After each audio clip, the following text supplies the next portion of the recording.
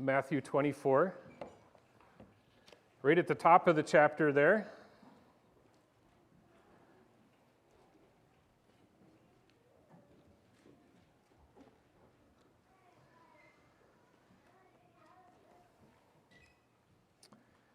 In Matthew chapter 24, Jesus is in the midst of his final week here on earth.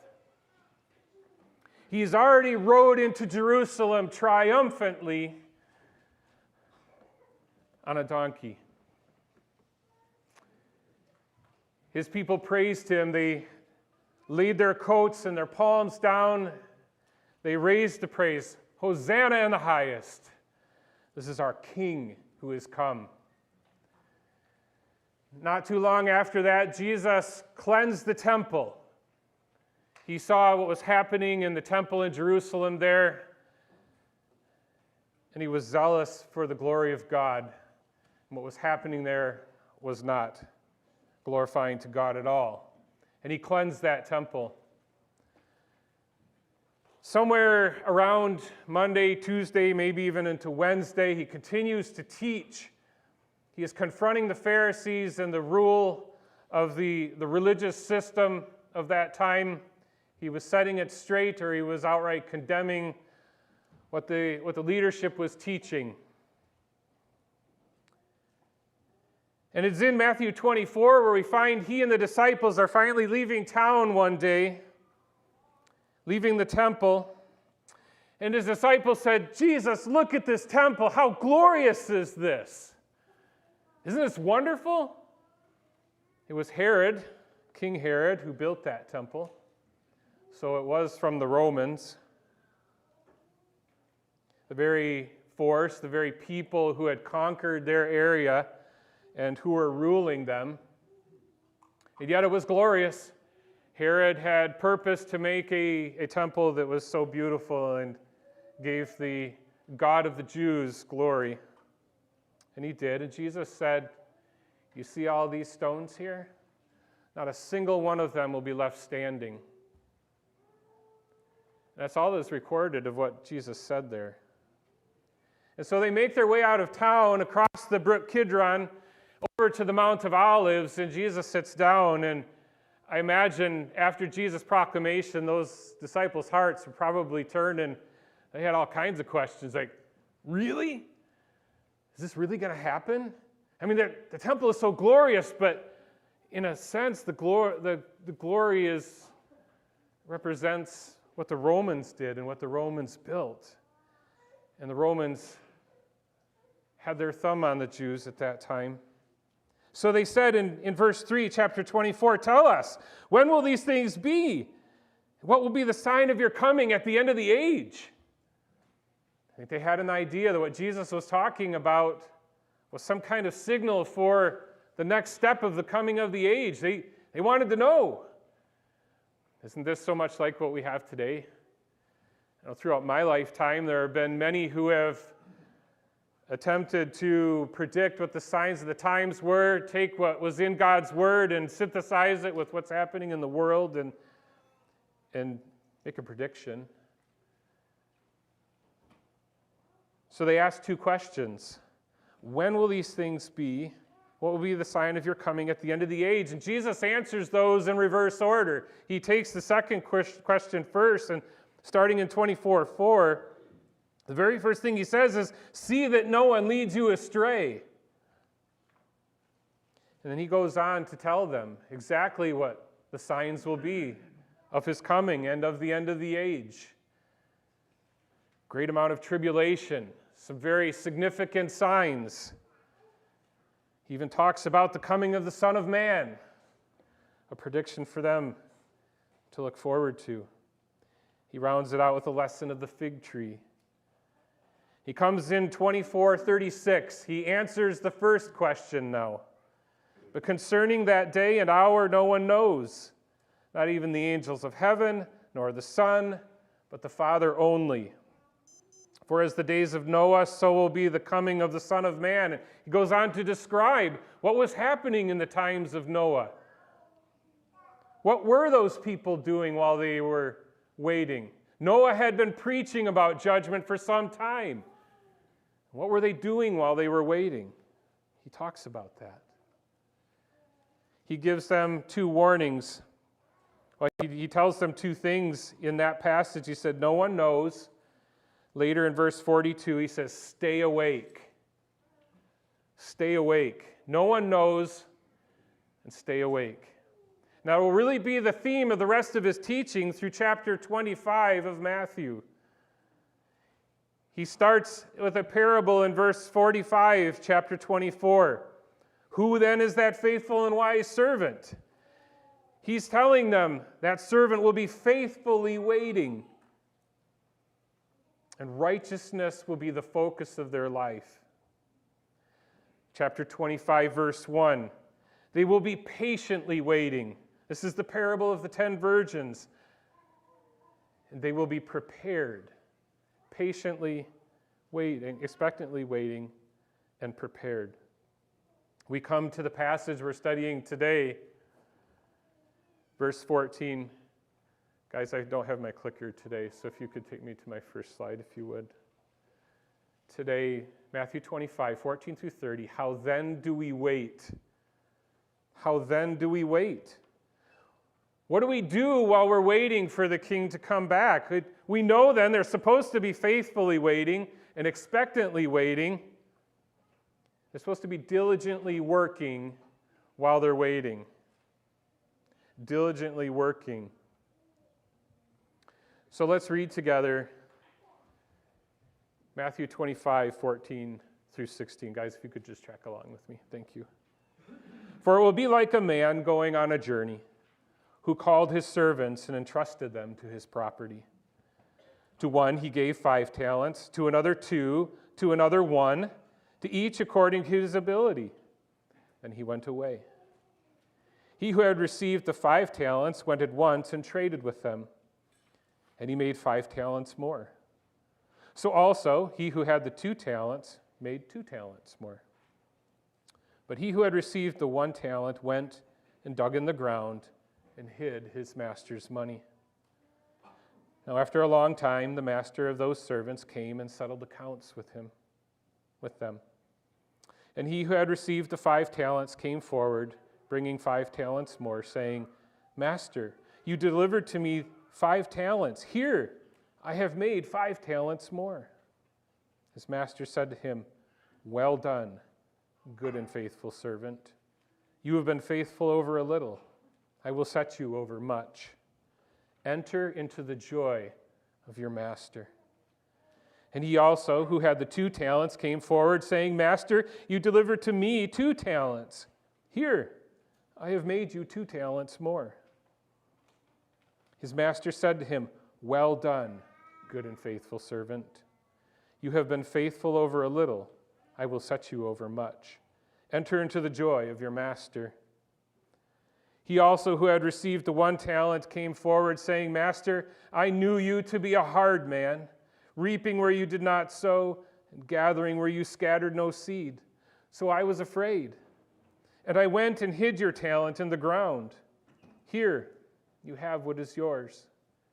But his master answered him, You wicked and slothful servant. You knew that I reap where I have not sown, and gather where I have scattered no seed? Then you ought to have invested my money with the bankers, and at my coming I should have received what was my own with interest. So take the talent from him and give it to him who has 10 talents. For everyone who has more will be given, and he who will have an abundance. But from the one who has not, even that which he has will be taken away. And cast that worthless servant into the outer darkness, into a place where there will be weeping and gnashing of teeth.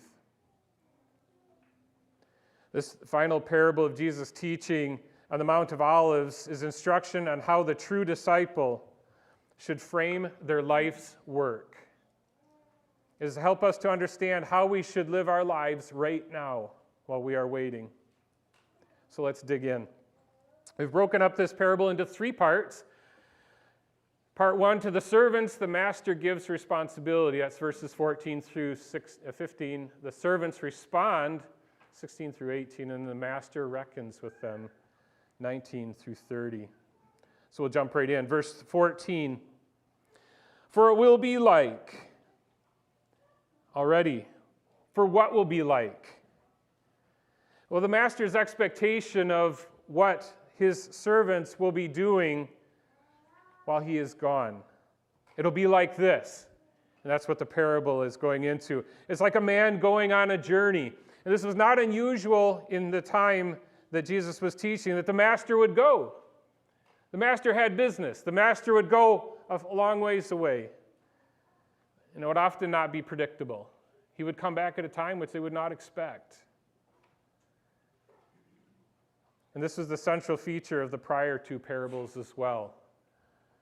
In both of those parables as well, the master was gone, or the bridegroom was gone, and he would come back at a moment's notice. And this master, he called his servants and entrusted to them his property. The servants here, those are all the people who associate themselves with that master. So here, we could say that it would be all the people who associate themselves, maybe even in this room, with the master. They desire to be in the master's household, and they are here. Notice that the trust the master puts in these servants. It does not say that he gives them all of his property. But we can do some figuring about what he did give them. So if we endeavor to do some math on a Sunday morning, 5 plus 2 plus 1, I think it's 8. If we were talking about gold, and if we were talking about Roman talent, I think we can about figure it out. So we're just going to make an assumption for a minute. A Roman talent is about 70 pounds. And if we're talking about gold, because oftentimes gold was measured in talents at that time. All that put together, this would have been in today's dollars about $36 million.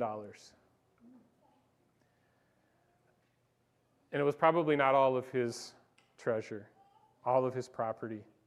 There's great value here. Great value here. But I think it's important for us to note, this parable does not mention what the property was exactly.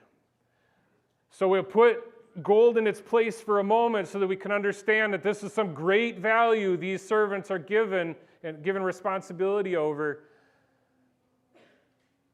But it may or may not have been gold. And it doesn't really even matter in the moment what it was he gave them. He gave them measures of responsibility while he was gone. He gave them measures of responsibility. That the master is giving the property and will require it back from them eventually. At no time do these servants own what they've been given. 5 talents, 2 talents, 1 talent. They are given these as a stewardship. They are given these talents as a stewardship. And so, verse 15, to one he gave 5 talents. A talent is a measure of the master's riches. So as we just mentioned, a talent was an actual measurement. It did depend on what society you're in. Greeks was a little bit different than for Romans. It was a measure of it. We have a really interesting link, don't we? When we see talent today, our minds think of, oh, that's something that's given to a person. That's something that a person possesses, a talent. They have a talent for this or that. They have a talent for drawing, or a talent for making you feel welcome when they talk to you. I think it's best to understand the talents just a little bit broader than that, though. Talents here, the way we would understand them from the parable, as talents are opportunities. They are relationships, work, family, marriage, hardships, sufferings, skills and abilities, time. I think we also can notice then that there are three servants in the parable. This just represents the broad range of servants who are associated with this master. They were from one end to another as far as capability. And they were given an allotment, each according to their capability. There's a broad range of capability in these servants, is there not? I mean, 5 talents, that's 350 pounds if you take the Roman measurement. And if there was 1 talent, it would be 70. There's a great range of responsibility given to these servants. He gives appropriately to each servant. And I think then we should make note here that the master is wise. The master is wise. The master is given to his servants according to their capability. To the ones who have great capability, he's given great responsibility. And for those who have little capability, he gives little responsibility. But it's still wise. Sometimes we would think when we see this, well, great, he's given one guy a tremendous amount of wealth to work with, and he's given the other guy such a little amount. But this is a wise master who gives according to the capability of his servants. This is a good thing.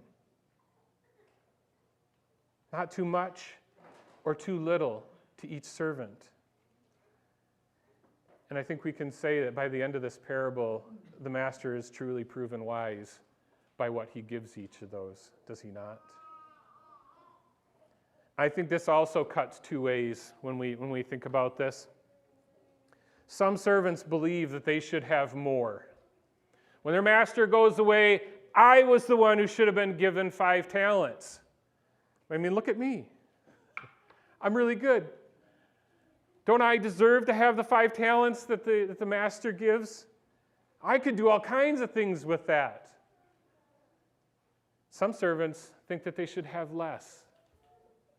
Look at me. I don't know why the Lord has given me so much. I have so little capability. How is it? The master is wise. The master is wise and knows exactly what his servants have for capability and what their responsibility should be. We get to verse 16. Those servants respond. He who had 5 talents went at once and traded. I think we ought to notice, it says at once. NASB says immediately. They take these talents, the master is out the door, and they're at work already, working with what they've been given. They've been given responsibility. It's time to get to work. Each servant understands that he is responsible for something great. They saw the talents in their hand, and they knew action is required. Action is required. They get to work without delay. I think it's also implied that they knew what they had to do. They knew what to do with the responsibility they had been given. I think there oftentimes, maybe most times, when we're given responsibility, we know exactly what to do with that responsibility. I think the problem is that in our humanness and in our frailness of the way we approach life and the way we approach God, what He's given, we excuse our way out of it. We make it way more complicated than it needs to be. When we're given responsibility, when we are given time, when we are given family, when we are given suffering, when we are given skills and abilities, it's usually pretty simple. And I'm right here at the lead with you about this. We complicate it. We complicate what the Lord has given. And we say, well, I don't know what to do with what I have. I don't even know what I have. And yet the Lord has given talents to His servants, just as He is explaining here in the parable. So what does it mean then to go and trade with the talents you've been given? It simply means that the servants were employed. They put to work what they had for the one who gave it to them. To use those things that we've mentioned already for the master and his kingdom. The skills, the ability, the suffering, the family, the time, etc., etc., etc. Anything that you've been given by God. He wants you to use it for the kingdom. The trading has mostly to do with our mission, the Great Commission from Matthew 28, to make disciples of all nations. We are those servants who go out onto the highways and to the byways and call, come, come. The Master's prepared something great. Come and join him in his kingdom. Practically, very practically, if it's suffering that you've been given, then suffer with thankfulness, both inward and outward, for it comes from the heart first. That steadfastness is being built in your life. If you're suffering, the word says that it's steadfastness that is being built in you. And why should you glory in that? Because people will see it, and they will wonder. They will ask, and you can tell them about the kingdom. If family is given to you, then devote every minute to ensure that all that is under your care knows the gospel of Jesus Christ. Are you a parent of little ones? It's not too early. Are you a great-grandparent of little ones or not so little ones? It's never too late. To build that family, that structure that will lead that family and hold them to the narrow road by the power of Jesus Christ. If you've been given skills, then use every single one so that Scripture is proclaimed everywhere that you go, so that God's kingdom is grown throughout all peoples and all nations. And it says in verses 16 and 17 of the two servants that they each made so many talents more. The 5-talent servant made 5 talents more. The 2-talent servant made 2 talents more. Each made a profit. Each made a profit for their master. They put what they were given to use for the kingdom, for that master. Verse 18, it says, "But he who had received 1 talent went and dug a hole and buried that talent." One of the servants took his responsibility and did nothing with it. He did not turn a profit for the master. He did not make use of what he was given for the master's good. To put it another way, he wasted his opportunity. The opportunity that he had was the time and the responsibility given. We don't know what it was. It's a parable. We don't need to squeeze the parable that deep to know. He wasted the time and responsibility given to him. So in verse 19, the master comes, and it's time to reckon with the master. The master came to settle accounts. It was his time to reckon with each servant and determine how faithful they were with his property. Each servant would stand alone before the master and give account of his stewardship. Brothers and sisters, if we haven't by now in the story put ourselves in the place of the servants, now is the time. As we read further into the story, we should place ourselves right there in the servant's place. Verses 20 and 21, "He who had received the 5 talents came forward and said to the master, 'You delivered to me 5 talents. Here, I have made 5 talents more.'" In the wording there, he said, "You delivered to me," and then he says, "Here."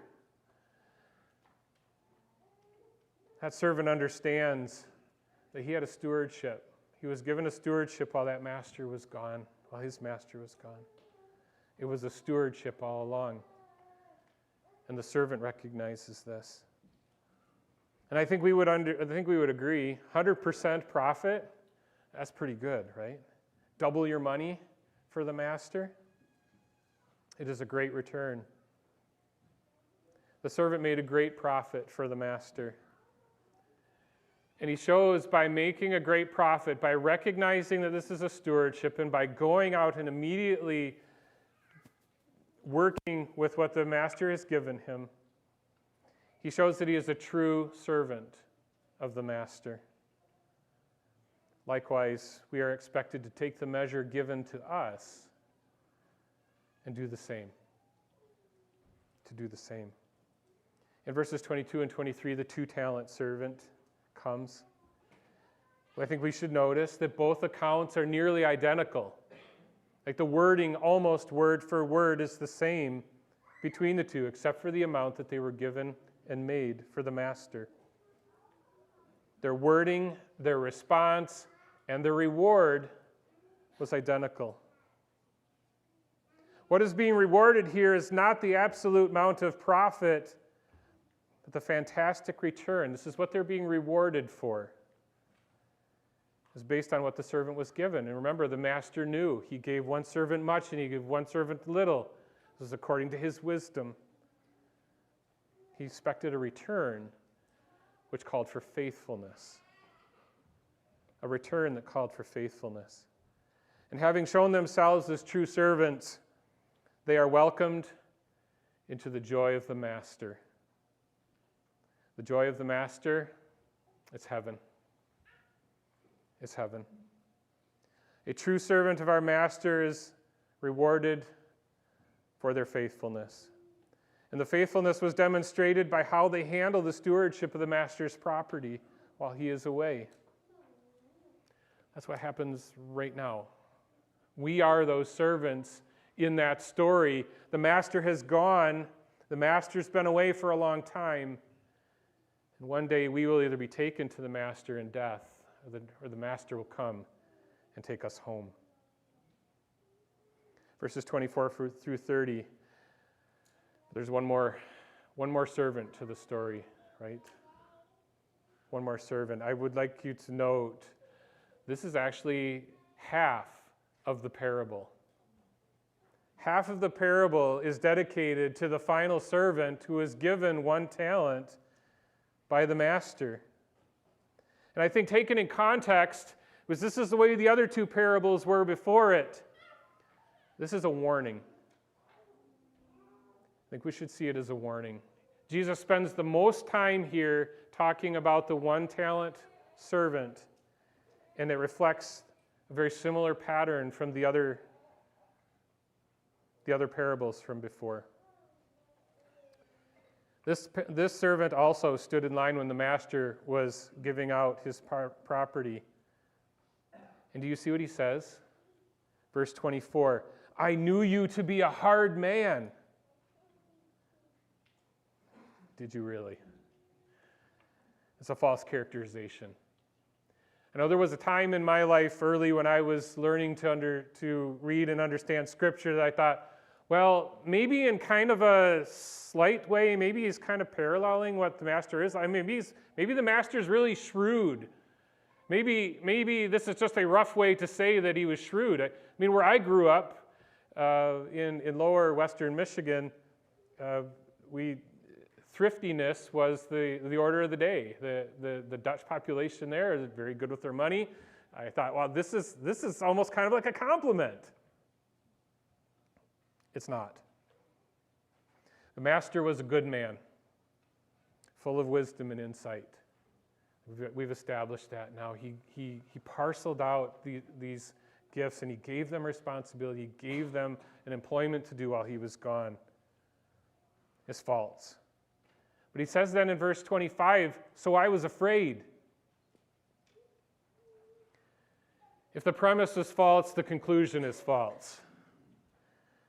He was not afraid, not because he thought him to be a hard man. But the master runs with it anyways. In verses 26 and 27, he says, you knew? You knew that I was a hard man and that I did these things? Then you ought to have done something. You ought to have at least done the bare minimum, servant. If you were so afraid of who I was, then you should have returned even a little from what I gave you, but instead you buried it. This master is wise, not just for the way he parcels out the talents, the responsibility to these servants, but he judges rightly. You wicked and slothful servant, verse 26. Wicked in the Greek is paneros, an adjective of essential character. So when we say that we sin because we are sinners, we're talking about the true nature that we have as human beings. He's saying, servant, you're wicked because this is essentially who you are. This is who you are through and through. What you have undertaken is sinful disobedience. And he also calls them slothful. A disinclination to labor, or a disinclination for exertion. It's that don't care feeling. That's actually how the Greek used the word there.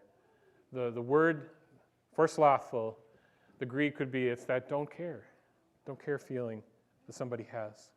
Let those two sink in for just a second. You are a bad, sinful, disobedient servant who is disinclined to exert yourself for me. It's a pretty strong charge, but this is a wise master, and he calls it the way he sees it. And each servant then in this story receives two rewards: a giving or taking away of responsibility, and admission or exclusion in the master's estate. In verses 28 and 29, he says, take the talent and give it to him who has the 10 talents. That 10-talent servant just gained another responsibility from the hands of the one who wasted it. Nevertheless, the servant who is disinclined to work with what he was given has it taken away from him. Verse 30, cast the worthless servant into the place where there is weeping and gnashing of teeth. The weeping and gnashing of teeth, this is hell. To be welcomed into the joy of your master is heaven, this is hell. Well, there's an implication there then, isn't there? If the ones who took the talents that they were given and made profit for the master while he was gone, while they were waiting for him to come back, they're true servants. But the one who does not, who wastes the opportunity given to him, proves himself to be a false servant. We would say today, in today's terms, he's an unbeliever. He associated himself with the church, but proved himself in the end to have wasted the opportunity given. So when the master calls him and he reckons with what he's done, with what he's been given, he's cast away. Does not enter the joy of his master. One commentary that I read this week as I was studying for this passage, it said this: a man apprehends the practice of virtue, too beset with difficulties, and chafes under the restraints imposed by the service of God. The narrow way stretches wearily before him, and his soul grows sluggish and torpid at the thought of the painful life journey. The idea of right living brings disgust, not joy, because of its laboriousness. It was too much. So as we start to land the plane then from this parallel this morning, Jesus' disciples wanted to know the details of his coming, the timing and the signs. But the bulk of his teaching was focused not on the details, but on the how. On the how. Jesus answers the question that wasn't asked, but should be the most important one for us, you and me. How then do we wait? What do we do with this life and all the gifts given to us while we are waiting to go home to the Master? To miss the question puts us in the same place as the people of Noah's time, who were, from back in verse 37, it says, for as the days of Noah, for as in those days before the flood, they were eating and drinking, marrying and giving in marriage, until the day when Noah entered the ark, and they were unaware until the flood came. A flood, a future judgment is coming that will usher in a new time and a new earth. And Jesus teaches us by this parable that number one, there is a master, and he is good and makes right judgments about his people. The master has gone, but is coming back. The master has given work to his people to benefit his kingdom. There is work given to you and to me, and he expects you and me to be busy doing it while he is away. We have been prepared for this work. The work fits us like a tailored suit or a fitted dress. The work is given to you based on your capability, the master's good judgment.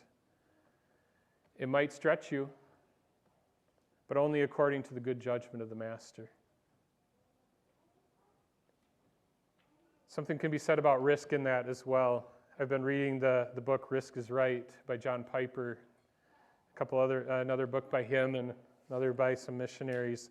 I've just been studying the idea of risk and how we consider it these days.